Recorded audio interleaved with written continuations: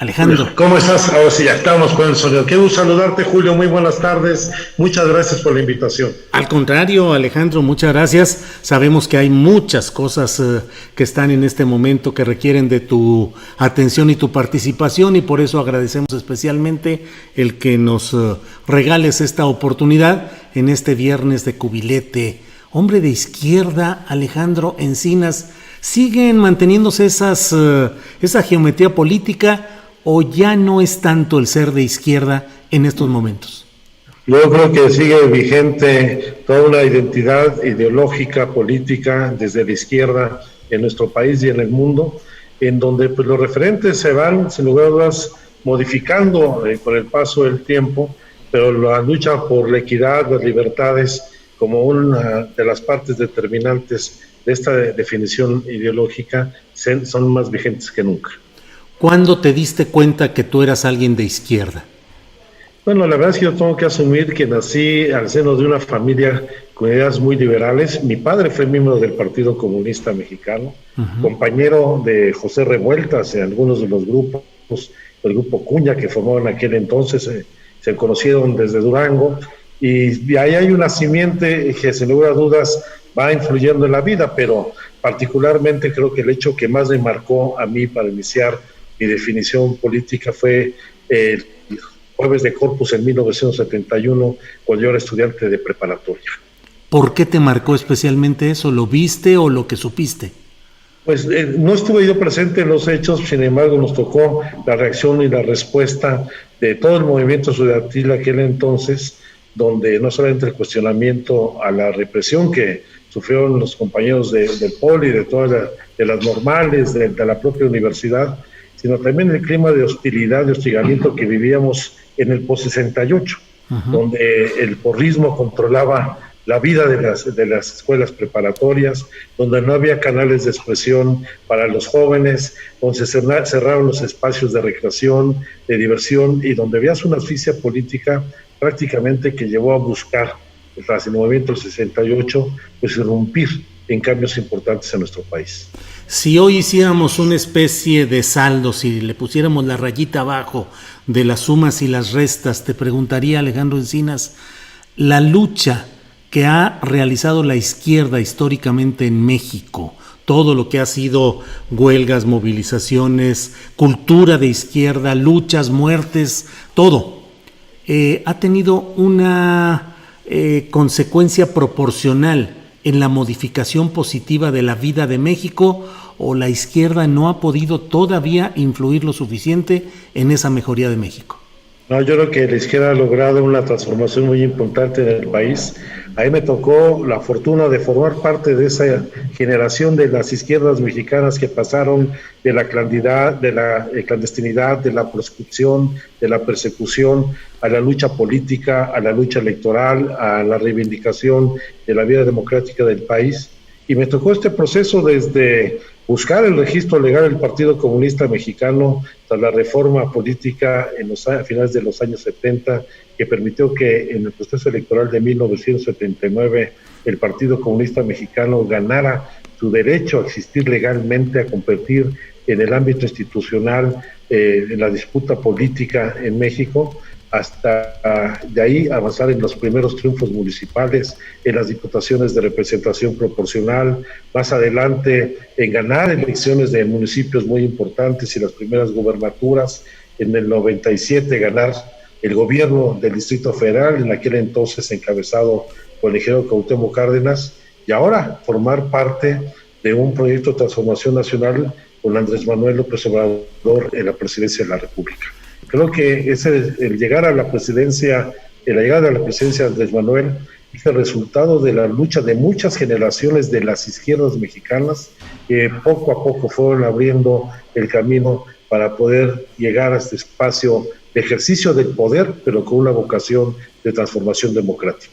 Alejandro Encinas, ¿tuviste tentación de la clandestinidad, de la guerrilla? Me tocó vivir parte de la proscripción, realizar actividades prácticamente en el clandestinaje.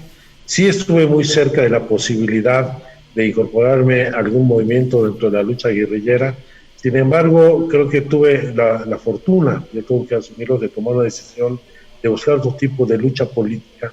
En eso influyó mucho la gente con la que yo participaba políticamente en los años 70, en aquel entonces ligado más que al Partido Comunista Mexicano, a una revista, la revista Estrategia, que encabezaba un núcleo de intelectuales más ligados al Movimiento de Liberación Nacional, como Alonso Aguilar, Fernando Carmona, que fue uno de los maestros que más influyeron en mi formación profesional en la Facultad de Economía, pero también Jorge Carrión, Carlos Schaffer, un grupo muy importante de académicos intelectuales, en donde pues, en aquel entonces estábamos en la búsqueda de construir un proyecto político para la izquierda que desde entonces buscara dejar atrás pues la marginación para hacer un proyecto alternativo de gobierno en el país. ¿Eres un político profesional? Sin lugar a dudas. Aunque toda la vida, en la parte fundamental siempre fue voluntario y con mucha mística y más bien aportando más que recibiendo. Ajá. ¿En algún momento de tu vida pudiste irte por otra actividad? ¿Pudiste haber sido otro Alejandro Encinas? Pues yo creo que no, porque la actividad académica, de formación estudiantil, siempre estuvo ligada también a la política, e incluso siendo académico, ya sea en la UNAM, donde he podido impartir alguna materia, o con mi paso por la Universidad Autónoma de Chapingo, donde estuve 10 años, pues todo siempre estuvo ligado, ya sea a la lucha sindical, a los movimientos agrarios, y ya más adelante al trabajo político electoral. Se ha perdido toda esa mística de la lucha que tú dices del político profesional, pero que en lugar de recibir dinero le pone el que estaba en la fatiga, en la faena cotidiana, más allá de que tuviera un cargo, una diputación. Te pregunto, la opción de entrar a la vida electoral, específicamente la reforma política impulsada por Jesús Reyes Heroles, entregando diputaciones plurinominales y permitiendo el registro de partidos políticos, ¿terminó con la mística de la izquierda tradicional? Yo creo que se agotó mucho de esa vieja mística, básicamente por la evolución que tuvieron los partidos políticos al insertarse en el trabajo político electoral y tener las primeras posiciones de representación popular, pero también posiciones de poder. Yo tengo muy presente una frase, una anécdota que me ha platicado Porfirio Muñoz Ledo, cuando debatían la reforma política con Jesús Reyes Heroles, donde había una resistencia importante del viejo PRI a hacer un espacio de apertura para reconocer la diversidad política del país. Y señalaba, me contaba Porfirio, que Jesús Reyes Heroles decía: prefiero tener una jaula llena de pajaritos de colores que tener a la oposición en las mazmorras del poder. ¿Que tener a qué, perdón, que se interrumpió? La oposición en las mazmorras del poder. Y la verdad que fue una posición desde la óptica del viejo régimen sabia, porque estaba llegando a un nivel de agotamiento donde la disyuntiva era o apertura a un régimen autoritario llevando a discusiones de confrontación política y social muy profundas. Pero también le funcionó, porque en muchos casos el trabajo parlamentario, como fue el primer espacio que se abrió para la oposición, pues se convirtió también en un espacio de cooptación, o por lo menos una zona de confort para muchos políticos y algunos partidos que perdieron mucho de su vocación de trabajo político. Sin embargo, pues ahí están las sacudidas que la propia sociedad ha impuesto, como los partidos políticos que se amoldaron al viejo régimen se fueron no solamente descomponiendo, sino desaparecieron. Desde aquellos que fueron la oposición oficial, el Partido Popular Socialista, el Partido Auténtico de la Revolución Mexicana, hasta la irrupción del cardenismo, como partidos como el Frente Cardenista de Reconstrucción Nacional, pues a la primera brincaron hacia el barco del poder. Yo tengo muy presente cómo ya en el propio colegio electoral para la calificación de la elección presidencial en 1988 de Salinas de Gortari, hubo miembros del Frente Democrático Nacional que rompieron el compromiso que se había asumido con el ingeniero Cárdenas y votaron a favor del dictamen que indebidamente daba el triunfo a Salinas de Gortari. Sin embargo, también hay mística en la base militante de los partidos, y esa es la que ha llevado a que se pueda mantener esta vocación de cambio. Yo creo que, por ejemplo, Morena, que más que un partido es un movimiento muy amplio, tiene una clara diferenciación entre lo que son los dirigentes políticos tradicionales y una base social que forma parte de un movimiento que rebasa con mucho los linderos partidarios, y es ahí donde esa simiente para recuperar la mística de la militancia partidaria o en torno a un proyecto está vigente. Alejandro Encinas, ¿qué has aprendido en los despachos del poder que has ocupado? Has sido diputado, senador, jefe de gobierno de la Ciudad de México, presidente de Asamblea Constituyente, dirigente de tu propio partido, el de la Revolución Democrática, pero ¿qué se hace realmente desde los despachos? Y te lo pregunto ahí donde estás hoy sentado como subsecretario de Gobernación. Bueno, he aprendido, en primer lugar, que no hay que marearse, de que no hay que creerse mucho en la responsabilidad en la que uno incurre y entender que nuestro paso en estas posiciones es efímero, que esto se acaba y que hay que aprovechar la oportunidad para impulsar las convicciones y las ideas que uno ha tenido. Y efectivamente he tenido la oportunidad de pasar por muchos ámbitos de la administración pública en la Ciudad de México o en el gobierno federal, pero creo que lo que he aprendido es a tratar de aprovechar estas oportunidades para cambiarle la vida a la gente. Y dentro de este paso tuyo por espacios de poder que implican la posibilidad de cambiar cosas, yo te preguntaría, del 100% que se intenta de alguien como tú, hombre de izquierda, desde posiciones de poder, ¿qué porcentaje se puede cambiar realmente? Bueno, yo creo que ahora sí que, como decimos aquí, no es lo mismo ser borracho que cantinero. Ajá. No es lo mismo estar en la oposición que buscar, ya que estamos en viernes de cubilete, Ajá. procede mucho esta frase. Claro que uno choca con la realidad en muchas ocasiones por las propias limitaciones que las estructuras que siguen vigentes del viejo régimen se presentan como obstáculos para la transformación. Pero estoy convencido que, en objetivos, depende mucho de las áreas. En la Secretaría del Medio Ambiente de la Ciudad de México hicimos muchísimo. Yo creo que ahí el 80% de nuestros proyectos pudieron concretarse. El caso de la Asamblea Constituyente de la Ciudad de México, pues es una de las experiencias más exitosas. Difícil hoy, aquí, en esta posición en materia de derechos humanos, habiendo heredado una crisis humanitaria y de violación de derechos humanos tan profunda, donde los retos son mayúsculos. Un país con decenas de miles de desaparecidos, con más de 350,000 desplazados por la violencia interna en nuestro territorio, un incremento muy significativo de la violencia delincuencial que se asocia ya no solamente a actividades delictivas concretas, sino a violencia intrafamiliar, a feminicidios.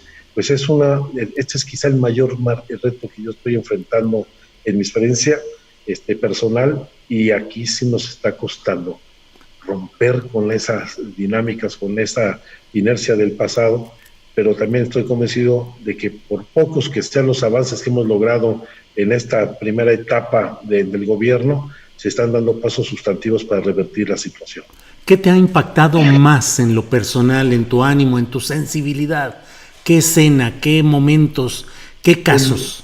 Sin lugar a dudas, el dolor de las víctimas. Y particularmente de las víctimas de desaparición, tanto de desaparición forzada como la desaparición por particulares, porque se destrozan vidas, se destrozan familias.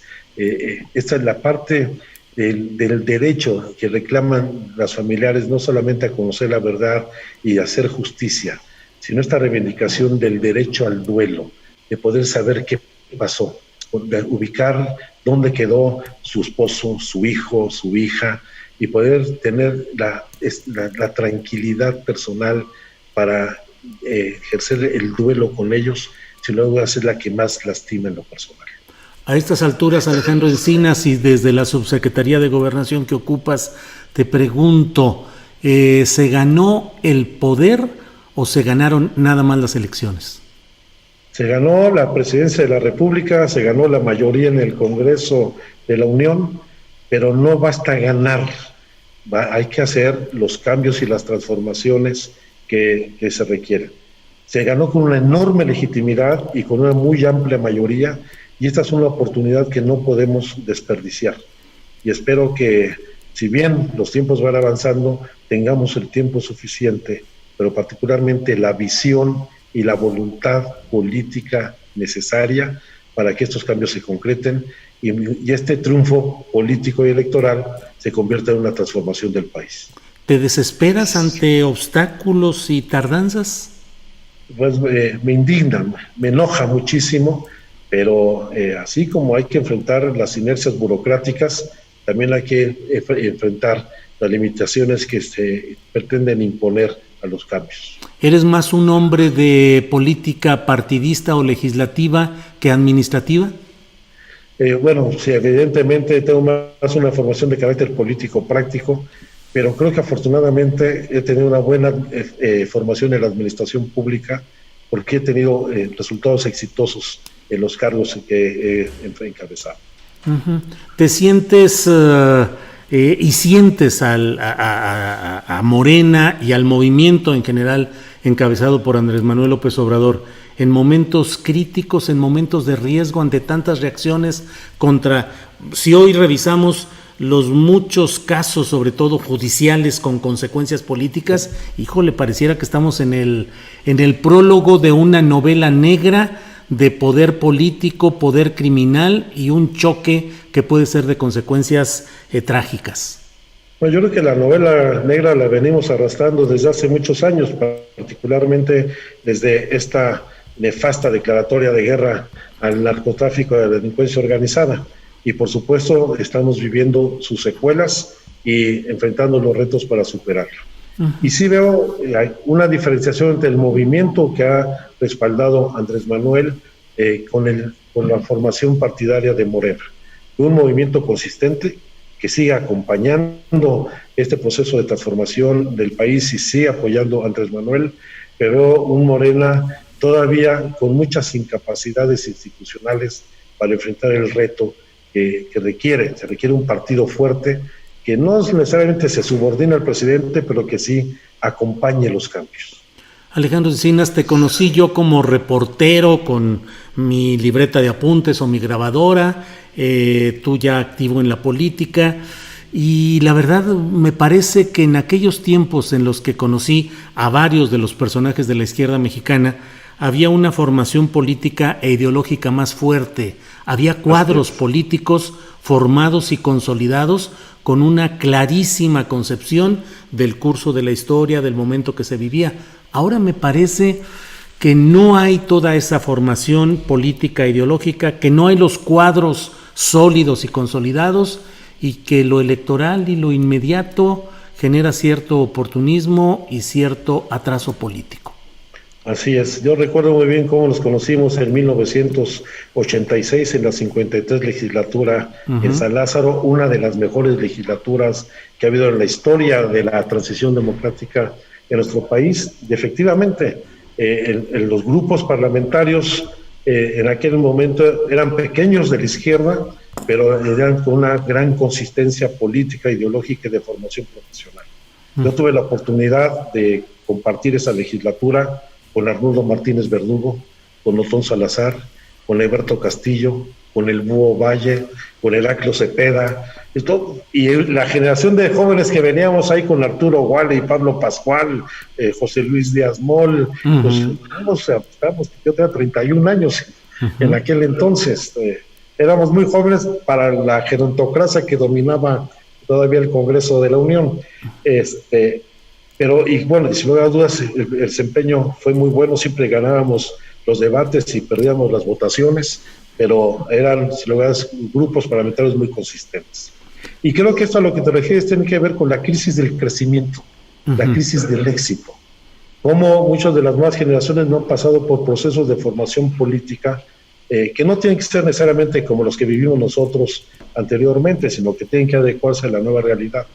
Pero como por ejemplo, en 1997, cuando Lijó Cárdenas gana el gobierno de la Ciudad de México, pues prácticamente se vació la dirección nacional del PRD, porque muchos de quienes formamos parte de la dirección nacional nos fuimos a las tareas de gobierno, y inmediatamente después se gana Zacatecas, se gana Tlaxcala, se ganan otros estados de la República, y los cuadros de dirección se fueron a ocupar los puestos en la administración pública o en los congresos locales o el Congreso Federal, y llega una nueva generación que estuvo más vinculada a los trabajos territoriales, de estructura territorial y de las corrientes y los grupos que conformaban en ese momento el PRD, y es donde empieza un deterioro en el proceso de formación donde lo que se imponen son las estructuras territoriales de los partidos, y eso se expresa prácticamente en todos los partidos políticos, que aquellos núcleos dirigentes que podrían conducir con mayor claridad política, no digo que todo mundo tenga que ser genio, ni tener una formación profesional, sino que permite una articulación que dé identidad política y programática a los partidos. Y por el otro lado, Alejandro Encinas, también me parece que los propios opositores, es decir, había políticos de derecha, políticos del Partido Acción Nacional, abogados respetables, muy congruentes con su ideología de derecha, y me parece que también hoy no hay la oposición con cuadros políticos e ideológicos bien formados, y que eso desvirtúa y confronta en términos bajos de cultura y de política la natural confrontación de ideas y de posturas que debe darse en todo proceso político. Es decir, tampoco hay hoy los opositores de derecha que me parece que en aquellos tiempos había. Sin lugar a dudas, la derecha tenía cuadros muy importantes, que no solamente en el trabajo partidario, sino en el trabajo parlamentario.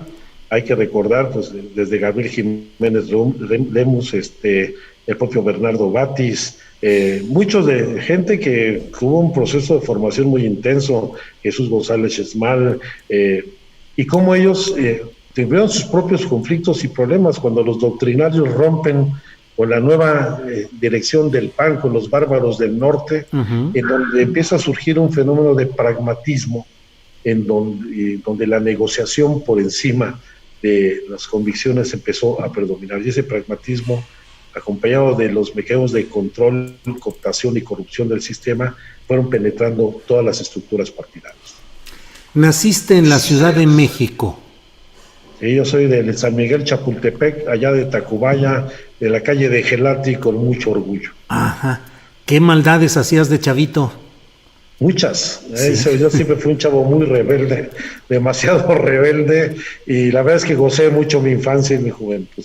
De eso no tengo queja ni reproche alguno. ¿Cuántos hermanos? Somos 4 en total, yo soy el mayor, 2 hombres y una mujer más, con quien ahí nos vemos poco, pero ahí mantenemos nuestra relación familiar. ¿Pandillas, grupos en los que anduviste de chavo? Yo afortunadamente he podido mantener amistades de toda la vida. Yo sigo viendo a mis amigos de la cuadra, a mis compañeros de la prepa, a los de la facultad, a los del equipo de fútbol americano. Mucho de esta energía también la canalicé por la parte del deporte. En la preparatoria de la facultad jugué fútbol americano en la universidad todo el tiempo, también jugaba básquetbol ahí en el equipo de la facultad, y siempre asociado a la búsqueda de la actividad política. ¿Qué posición jugabas en el fútbol americano? Empecé de la defensiva y terminé de fullback. O sea, me gustaba la línea, los golpes. Bueno, todavía. Masoquistas. Ajá, todavía. ¿Y durante tu juventud participaste en otro tipo de organizaciones no partidistas? Fundamentalmente en la parte de la facultad, de la preparatoria de la facultad, en torno a esta revista, que era más un grupo de intelectuales en los que estábamos nosotros en un proceso de formación, pero mi primer partido fue el Partido Comunista Mexicano, y sucesivamente el proceso de unificación de las izquierdas hacia el Partido Socialista Unificado de México, al Partido Mexicano Socialista, al PRD, y mi ruptura con el PRD después de los lamentables hechos del caso de Ayotzinapa, donde el PRD encubrió muchos de los hechos que llevaban a esa tragedia. Ya que tocas el tema, ¿se llegará hasta Murillo Karam en este tema de Ayotzinapa? Y quizá más allá. Más allá. Yo ahorita acabo de terminar la reunión que sostuvo el presidente de la República con los papás y mamás de los normalistas de Ayotzinapa.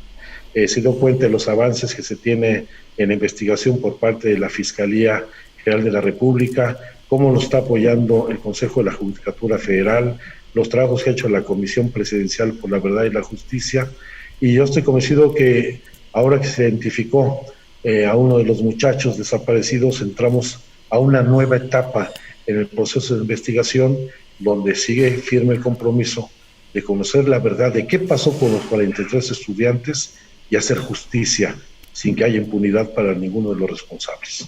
Hay quienes están comentando desde ahora que en realidad el hecho de que se hayan encontrado estos restos y se hayan identificado a 800 metros del basurero de Cocula no es un gran cambio en la narrativa de la verdad histórica, porque originalmente se dijo que solo una parte de los jóvenes habían sido incinerados en el basurero y que otros en las inmediaciones, de tal manera que no habría un cambio radical en este tema. Bueno, eso sostienen ahora, porque si tú analizas el discurso que fundamentó la verdad histórica, señala que los muchachos fueron incinerados, ellos dicen, en el basurero de Cocula, y luego fueron llevados los restos al río San Juan, en donde, por cierto, cuando uno va a conocer el río San Juan, yo lo veo el caudal ese enorme de agua que pudiera llevar a la dispersión de los restos. Pero aquí es como lo decía muy bien Ricardo Rafael en unos artículos recientemente, el hecho de que cambie tiempo, lugar, circunstancia y contexto en torno a un homicidio tiene una importancia muy importante. No es lo mismo, ponía un ejemplo criminalístico, en el sentido de que matar a una persona en el baño de la casa o matarlo en la recámara de al lado. Aquí lo importante es entender qué es lo que nos llevó a ubicar ese lugar y encontrar restos ahí, porque no es un asunto de la casualidad, es resultado de una investigación donde hay testimonios, hay gente que ha dado su versión sobre los hechos y que participó directamente en el proceso de la desaparición, que cambia toda la narrativa de la verdad histórica, entre otras sosteniendo que nunca hubo una incineración en el basurero de Cocula, nunca hubo un incendio en ese lugar. Alejandro Encinas, una de las peticiones insatisfechas del Grupo Interdisciplinario de Expertos Independientes, el GIEI, fue interrogar directamente a personal militar del 27 Batallón de Infantería asentado en Iguala, Guerrero. A mí me parece que el límite o el tope de las investigaciones en México ha llegado hasta ese poder militar, que no se ha podido entrar más allá. Ahora se podrá, con esta nueva etapa del GIEI, ¿se podrían interrogar realmente a los militares? Sí, lo sostengo con toda claridad. Más aún, ahorita hizo el comentario el presidente de la República, que todos los servidores públicos, independientemente de su rango o de la institución en la que participen o que participaron, tendrán que, en su caso, rendir cuentas, si lo requiere así, la Fiscalía. Y hay que señalar que el GIEI ahora, por un decreto ministerial, es coadyuvante en la investigación con la Fiscalía Especial en el caso de Ayotzinapa. Y por supuesto que en todos los casos donde haya presunción de responsabilidad de algún integrante de las Fuerzas Armadas, será citado a comparecer. Tema delicado que puede provocar turbulencias, entre otros ingredientes, en algo que está sustentando mucho al poder presidencial, que es la cada vez mayor presencia de militares en la esfera pública. Pues yo tengo que reconocer la enorme disposición y voluntad de coadyuvar y de cooperar del general secretario, del almirante secretario, de los mandos de la Secretaría de la Defensa Nacional, quienes nos han dado toda la información que les hemos solicitado, desde haber establecido por primera vez una reunión de trabajo en la Secretaría de Defensa Nacional con el secretario de la Defensa y todo su Estado Mayor y los papás de los muchachos desaparecidos, hasta la inspección que hicimos en el 27 Batallón de Infantería en Iguala con la participación de los papás, y destacando mucho la disposición que tienen para que los elementos que formaron parte del batallón en esos días y tuvieron tareas puntuales y concretas acudan ante la Fiscalía en caso que se requiera su declaración y su testimonio. Muchos casos, Alejandro, en este momento: Tomás Cerón, Lozoya, César Duarte. Es un momento en el que, y lo que te pido no es una valoración, una opinión política. No son demasiados elementos al mismo tiempo que pueden poner en riesgo la gobernabilidad del país ante la reacción enojada de esos factores antes intocables y ahora ya tocados. Yo creo que están cosechando lo que cultivaron, y sería más costoso y más dañino para el país no castigar estos hechos delictivos que se cometieron en el pasado. Yo creo que si queremos construir una nueva gobernabilidad, no basta solamente combatir la corrupción, sino es necesario acabar con la impunidad.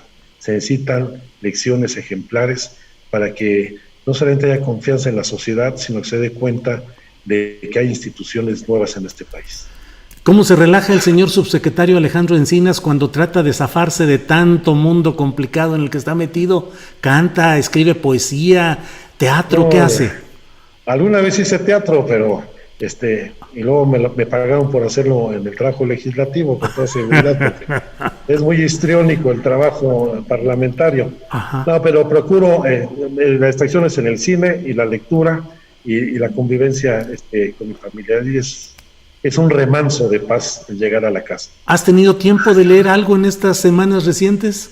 Pues sí, ahí vamos leyendo poco a poco lo que está a la mano, no con la intensidad con lo que hacíamos anteriormente, pero ahí vamos avanzando. Bien, Alejandro, ya sabes que el viernes de cubilete, cuando teníamos la oportunidad presencial, pues jugábamos con el cubilete y ya veíamos qué resultaba. Ahora lo tenemos de manera virtual. Nos echamos el cubiletito, aunque sea así. Órale. Bueno, lo vamos a poner, que sea la primera, la tirada tuya, luego voy yo, vemos quién gana y el que gana le hace la pregunta que quiera al otro. Sale, vale. Sale. A ver, Andrés Ramírez, por favor, ponnos que sea la primera tirada, la de Alejandro Encinas. Que la vea, obviamente, porque si no va a aparecer. Ahí está. Ándale, ¿qué es? ¡Sas, mi querido Alejandro Encinas! Es un par de reinas y un par de dieces. No, pues esa... 2 pares. Sí, ya casi que me... Pero bueno, Andrés, pues pon la otra mía, ya nomás por puro compromiso. A mí se me hace que el señor subsecretario cargó los dados aquí, pero bueno, échale. Ahorita preparamos la pregunta. Viene por ahí.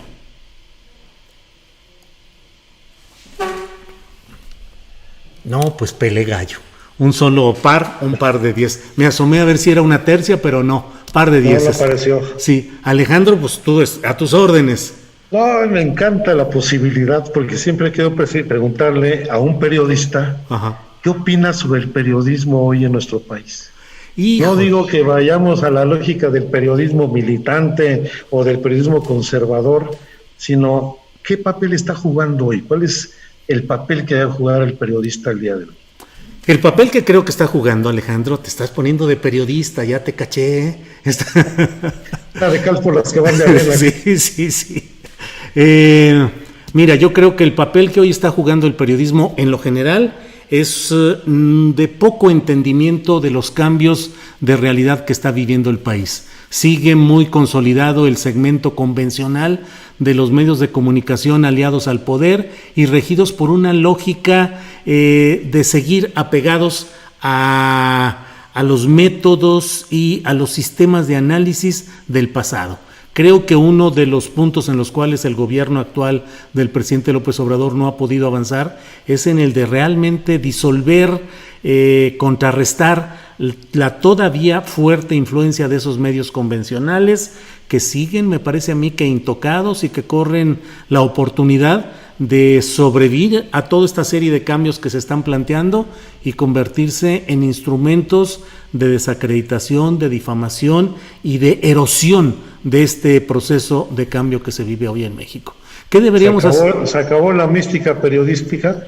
¿Se acabó la mística periodística? Pues es que no estoy tan seguro de que haya habido tanta mística periodística, Alejandro. Siempre ha sido, el periodismo mexicano ha estado muy regido por el dinero en efectivo, el famoso chayo, los convenios de publicidad y las comisiones. Ahora las páginas de internet que reciben montones de dinero para los columnistas, que es una vía indirecta de entregarles dinero, y las grandes empresas de los medios que tienen otro tipo de negocios, que son los que les dan su gran poderío económico. No ha habido creo que hoy hay más periodistas con mística, con compromiso y con reto profesional, pero aún no tienen la plataforma suficiente para sus trabajos. Podemos ver trabajos espléndidos, sobre todo de mujeres, Alejandro. Creo que la historia de este momento que estamos viviendo podría escribirse fácilmente con mujeres periodistas que se han sacrificado y le han entrado a los lugares donde muchos de los varones no le entramos por miedo, por consideración. Las mujeres están haciendo un gran trabajo. Entonces, creo que uno de los pendientes de este gobierno es fortalecer sus medios públicos. Sin entrar en detalles, simplemente creo que Notimex no se ha consolidado como la agencia informativa que se necesita. Creo que los medios de televisión no han podido dar el salto a reflejar la pluralidad y a tener el gancho para que la gente pueda asomarse a esos medios públicos. Y creo que hoy, la obligación del periodista hoy, creo que debe ser seguir siendo crítico, seguir analizando, seguir señalando los errores y desde luego tener también una convicción personal de qué procesos de cambio son en los que se está viviendo. Seguir haciendo la crítica, pero también entender los procesos de cambio difíciles que se están viviendo. ¿Qué más, señor periodista? No, pues aquí agradecerte tu visita hoy aquí a Viernes de Cubilete. A ver si nos vemos en la próxima sesión. Sí. No, muchas gracias. A la próxima sesión. Bien. Bueno, pues Alejandro, pues muchas gracias. Sé que tienes mucha chamba y la verdad me siento un poco presionado por la presión que tú tienes. No te preocupes, es un gusto estar contigo. Y cierro esto nada más preguntándote, ¿qué? ¿Candidato al gobierno de México por Morena? Primero, deja de hacer mi chamba. Para poder aspirar a algo hay que dar resultados. Ajá. Estamos en medio de una gran observación y un escrutinio público, y la gente quiere ver que el cambio se expresa en su vida cotidiana y que cada uno de nosotros debe estar a la altura dando cuenta y resultados en su desempeño. Eso es en eso estoy pensando. Uh-huh. Hombre de izquierda hasta el final.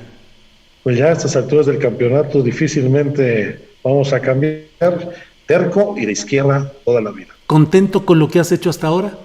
Con mucha satisfacción personal. Siempre queriendo haber obtenido mejores resultados, pero muy satisfecho. ¿El momento histórico que se está viviendo hoy te parece una, no culminación, pero un momento, el más alto de la vida política que has tenido? Sin lugar a dudas, y una gran oportunidad para que todo por lo que peleamos hoy pueda cristalizarse. Alejandro, pues muchas gracias por esta oportunidad. Seguimos en contacto y como siempre, un saludo con aprecio. Igualmente, Julio, con mucho afecto. Buenas tardes. Que estés bien, Alejandro. Hasta luego. Hasta luego.